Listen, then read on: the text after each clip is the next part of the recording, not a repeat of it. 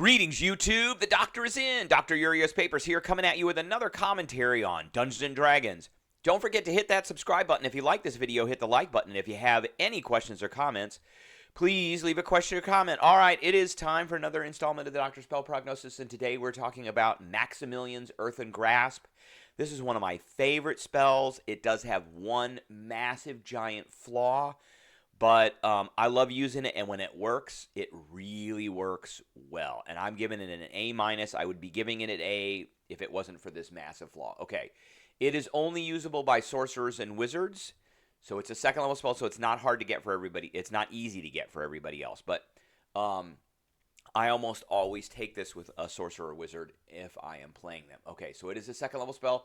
Requires one action. Has a range of 30 feet. That's not its flaw, but that's a flaw. It is a closer range spell.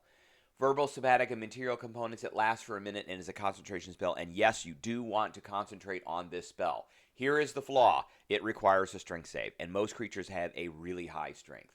So if you can get this to work, it works. So you choose a 5-foot unoccupied square on the ground that you can see within range, which is 30 feet. A medium hand made from compacted soil rises there and reaches for one creature you can see within 5 feet of it. So it occupies a space. That's good. And then the target has to make a strength saving throw. On a failed save, it takes 2d6 bludgeoning damage and is restrained for the spell's duration. So restrained, again, let's hover over that. Speed becomes 0.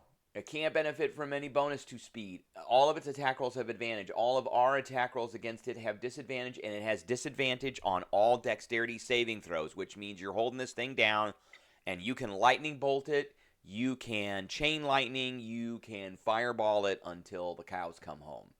So as an action, you can cause the hand to crush the restrained target, who must make a strength saving throw. It takes 2d6 bludgeoning damage on a failed save, or half as much on a successful save.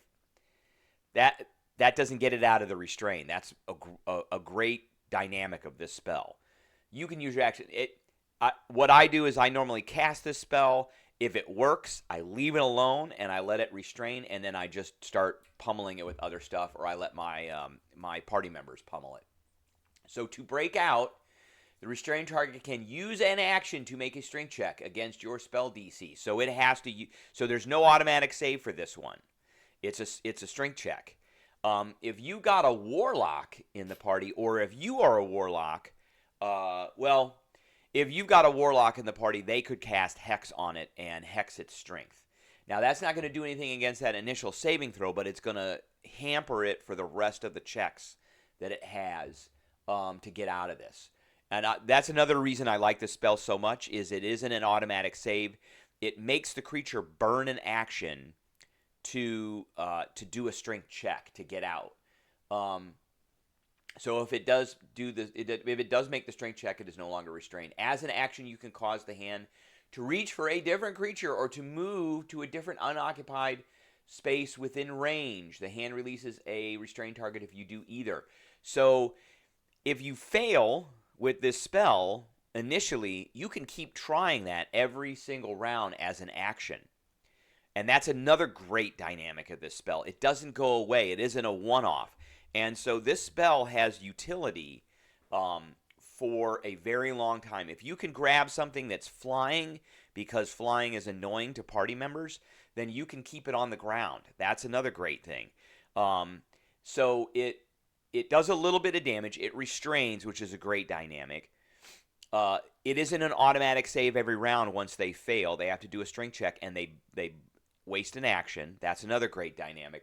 And if you fail with this, and this is the reason why you want to keep concentrating on this, if you fail initially with this, you can keep trying, because you can move the hand around and keep grabbing other things.